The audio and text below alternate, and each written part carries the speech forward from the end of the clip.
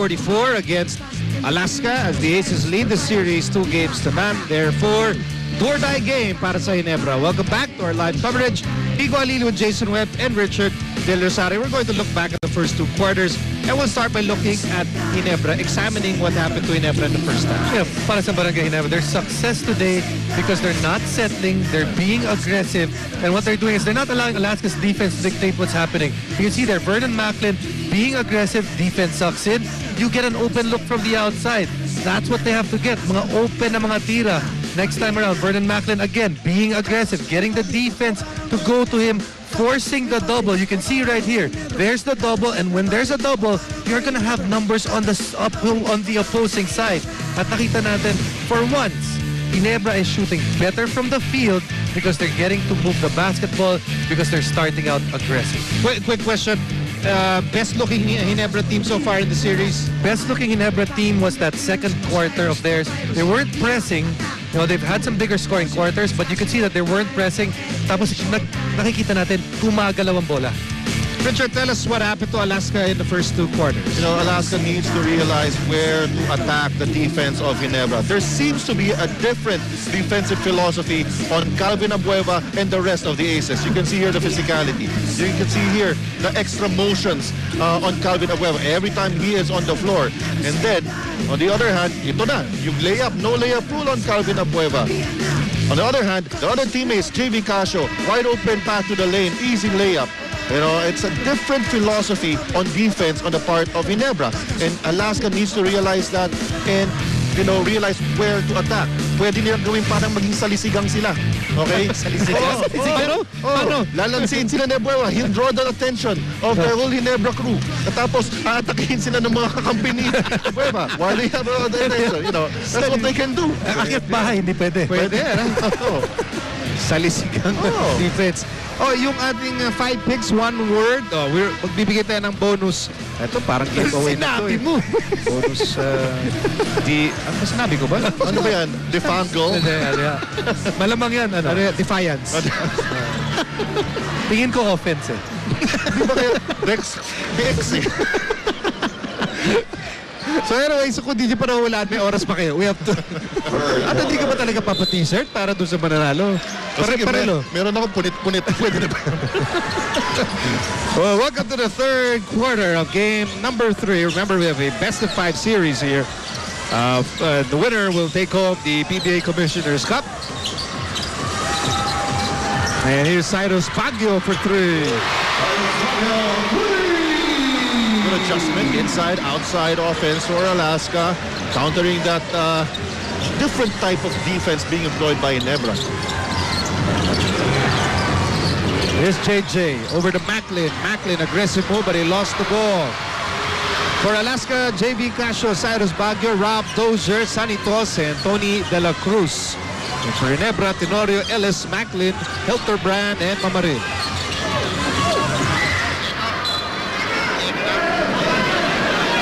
Let's bring in Erica Padilla.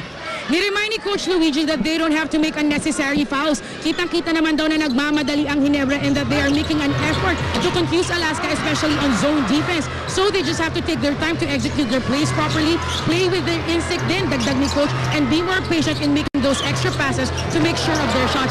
Doable naman daw at kaya daw nilang manalo, kaya natapos ang usapan nila sa isang masigabong palakpakan. Balik sa inyo. Mabuhay. Alam mo, di ko alam kung dapat bang kasama si Eric pag tense yung game eh. Nalo ako nagpapalpitate eh. Hindi mo na kailangan ng kape. Saan na yung kape mo eh? Meantime, here's Baguio. Baguio, where's he going? Ball tap. Napunta sa Ginebra. Here's LA. LA against Dozier. Oh, almost, but not quite. I'm sure he didn't know that Dozier was around. Still a 3-point lead for Ginebra here in the early moments of the third quarter. Dozier sends it to Casio. LA comes up limping as Sonny will miss. And Dozier will score. I mean, Dozier has had a rock-solid game here in game number 3. And just emphasize the effectiveness of Dozier. You know, take a look at this move here by Sonny Tos, and Dozier off the ball again on the weak side, getting that rebound. and a basket. Pati ng Mega Force, tibay at lakas.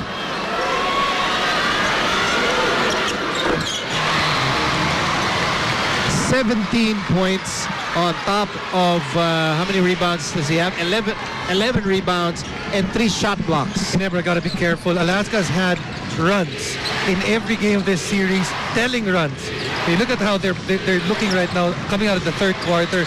They look like they want to get into those runs, one of those runs of theirs. And first-hand experience of those runs. The semifinals, we were up by 13, we were up by 14. I'm just pointing out that Alaska is really a dangerous team coming out of the halftime break. And I also want to point out that you can let go. Here's LA. Ginebra up by 2. LA breakdown move.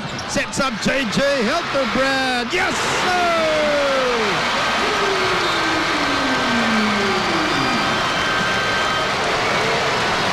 Can someone say nasty? That double crossover.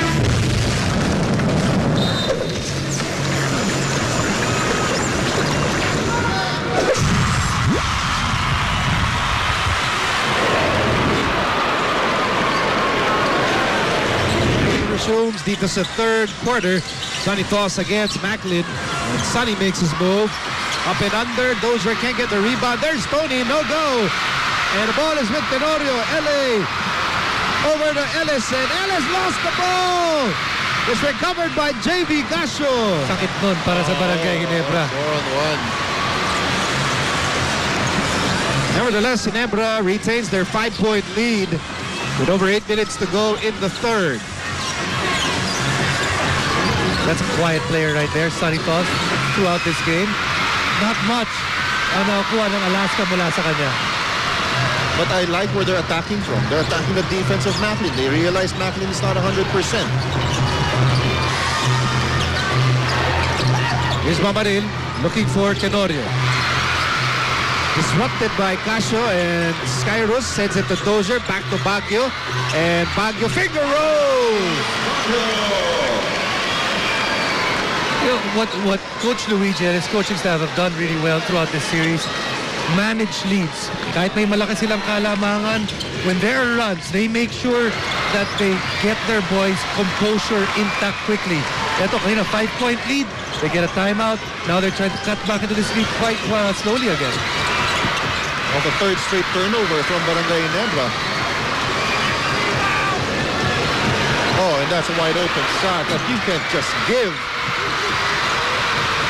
Meantime, here's Tenorio. Ginebra still on top by 3. Might be some tired legs there para sa Barangay Ginebra because no one reacted in that defensive stand. If LA makes that, plus they had a couple of turnovers in succession. LA with 12 points, and that extends the Ginebra lead to 5, 57-52. Here's Dozier against Mamaril. Macklin helping out. Dozier almost scoring, and Dozier will take 2. Second personal, laban kay Billy, and that will be the second team foul against Ginebra. 2 free throws for Rob Dozier.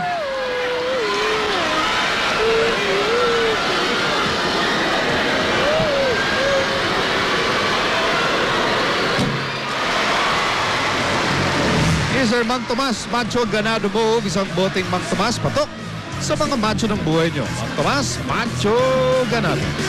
Free throws, big problem para sa Alaska. If they had made their free throws dito sa laro na to, they'd be up. But right now, they have missed almost half their free throw attempts.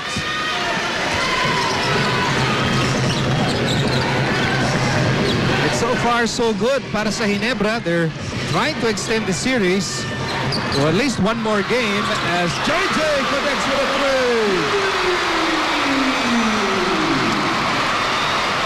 Here for Barangay Ginebra, the outside shots have been falling, something that didn't happen in Game 2. Didn't happen in Game 1. It hasn't happened the entire series. Tough shot by Toss. Gets his own miss. JV for 3.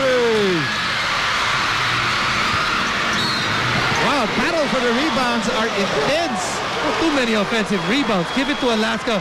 Give it to Rob Dozier. Rob Dozier by himself 8 offensive rebounds. Nasa kanya pa lang yun. Rexona Power Rebound brought to you by Rexona Men with 50% more long master protection, so you can do more.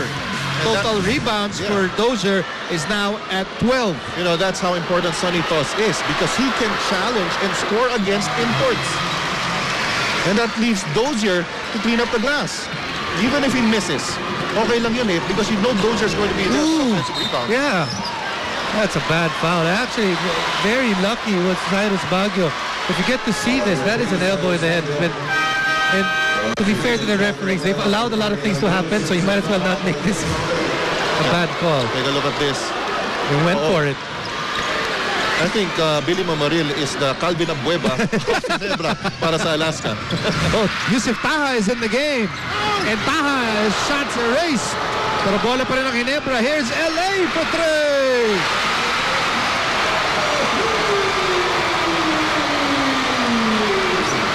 Laking bagay para sa Barangay Ginebra.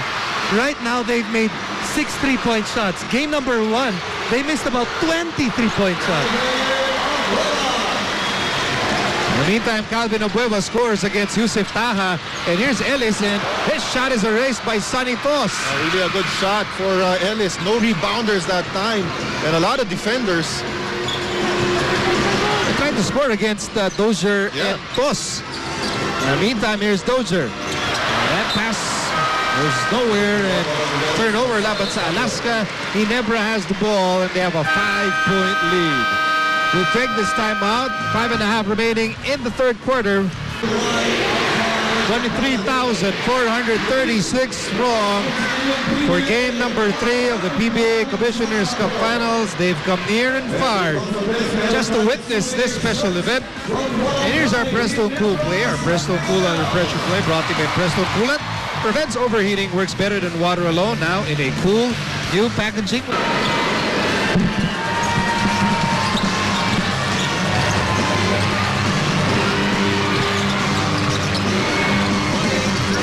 Ginebra trying to add to this 5-point lead dito sa third quarter. Here's JJ. LA almost from the same spot. Almost the same result. Made a 3 earlier. Here's Dozier. And nobody put a body on Rob Dozier. And Dozier now with 23 points. You know, just showing everyone why he is the best import. Rob Dozier, you know, right now he's taking a lot of attempts because that's what his team needs. Fouls against Ellis. Meron ng 5 personal fouls, by the way, si Chris Ellis. And let's send you back to Erica Padilla. Excited nang manalo syempre ang ating best import awardee na si Robert Dozier. It's a great accomplishment now, but he gives credit to the whole team for the trust and the opportunity na pinakuhaan niya ng confidence. Kaya naman, mas importante pa rin daw ang makuha ang accomplishment for the team. Like any other selfless player, the achievement of the team is better than any individual recognition. Balik sa inyo. Meantime, a smooth move by Sonny. You know, when Dozier won the Best Import Award, buong Alaska team ang tumanggap nung plaque. Tama, si Dozier naman nagsabi na samahan raw siya doon. Para, you know, just like give credit to his teammates as well. Shot clock down to 7. 3-point lead for Ginebra. JJ, kick out, LA for 3.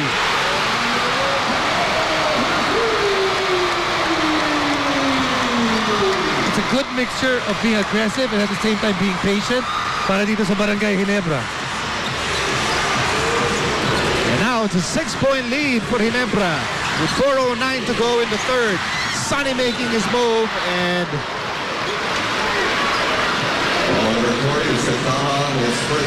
foul on Yusuf Taha. Here's that setup. And again, it is going to the paint, getting yourself in the paint that sucks in the defense. And when you do that, you get open looks.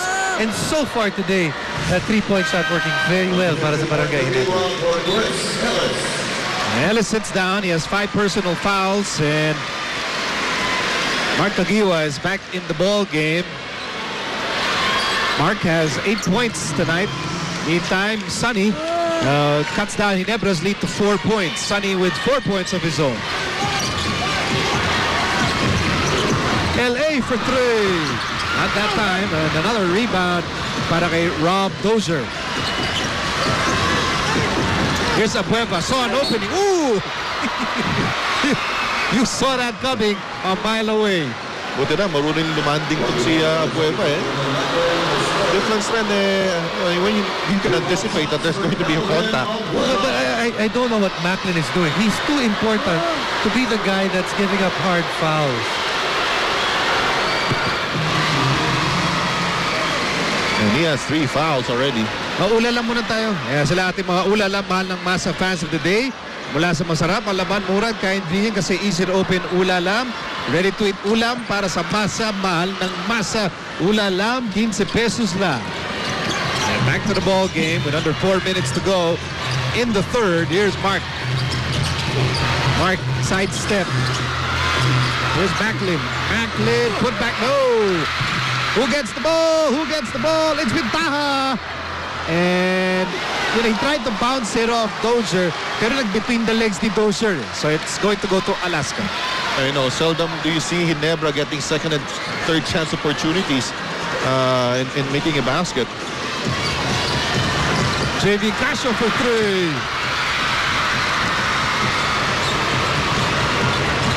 Here's JJ. The Fast and the Furious.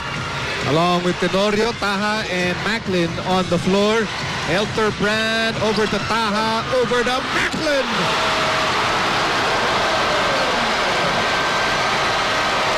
When was the last time? When was the last time you saw Vernon Macklin get a dunk? In today's game, that's only his first dunk. Throughout this conference, it has been littered by dunks. And finally, good ball movement, good people movement. 2 points para dito sa Barangay Ginebra.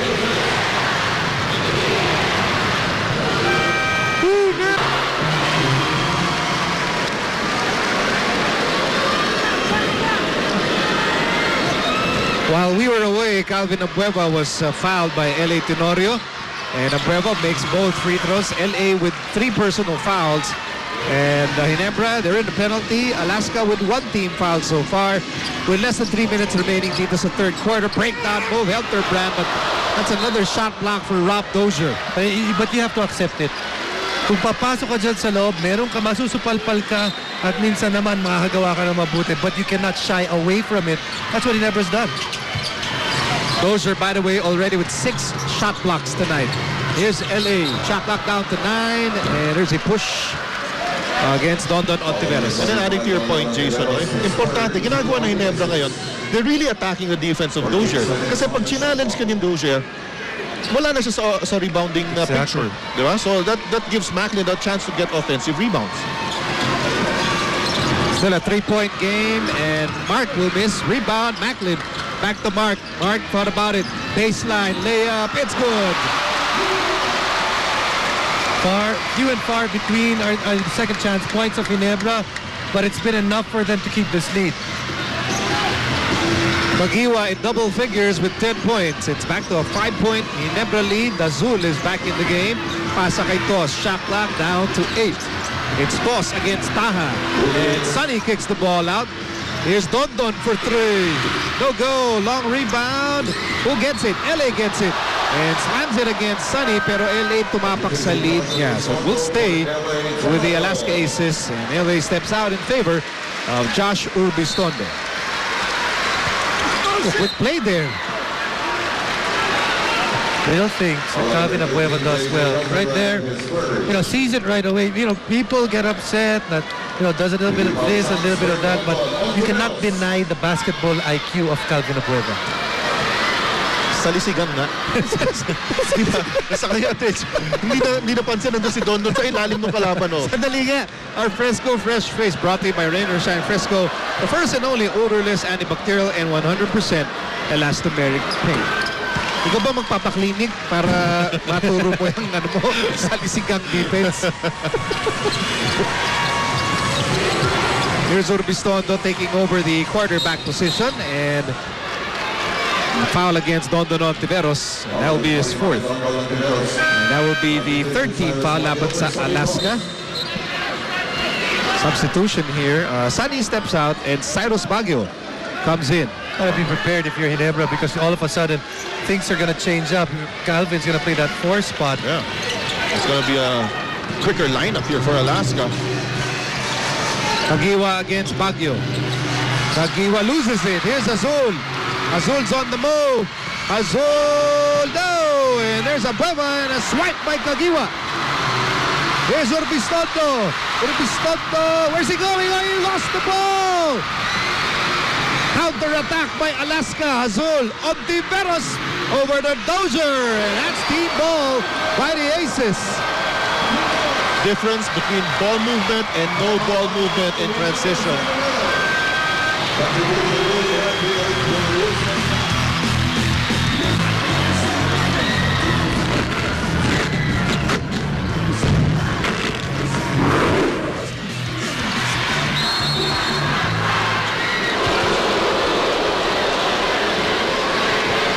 Ginebra's biggest lead was at 7 points earlier.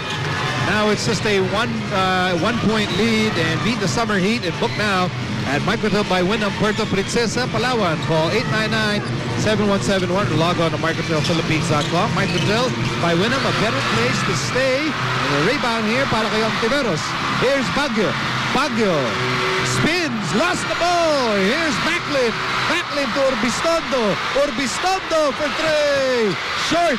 And he gets his own miss, and that will be a foul laban kay Ontiveros for reaching in. Pero kung napasok ni Urbistondo, napatawad na sa Barangay Ginebra with that fast break. And Coach Luigi is asking for a technical here. You know, may technical foul na si... Warning. A warning. May warning si Coach Luigi kanina.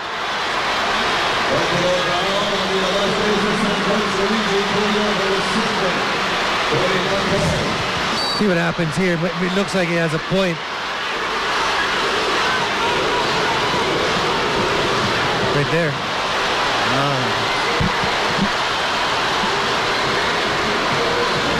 Holding hands. Holding hands. Tsaka yung fingers talagang intertwined pa. So technical foul of Coach Luigi. Nasip naman ni Jones. But Elderbrand fails to make the technical free throw. Actually, both teams, sinasayang na yung free throws. Although para sa Barangay Ginebra, it's not been as bad. They're still shooting above 70%. Alaska's a team that has missed so many free throws. 30 seconds remaining here in the third quarter. It's JJ against Abueva. JJ makes his move. Elderbrand, runner, no. Another rebound para kay Dozier. 22 seconds to go in the third. Baguio wants to make sure. Oh, Bitin. And Hatfield clears the rebound.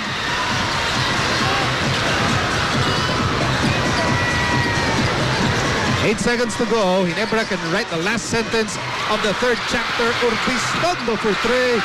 Another rebound for Dozier. And with 1 second to go, Baguio launches it. And that ends the third quarter. Ginebra is clinging to a precarious 1-point lead in this do-or-die game. 72-71 at the end of the third.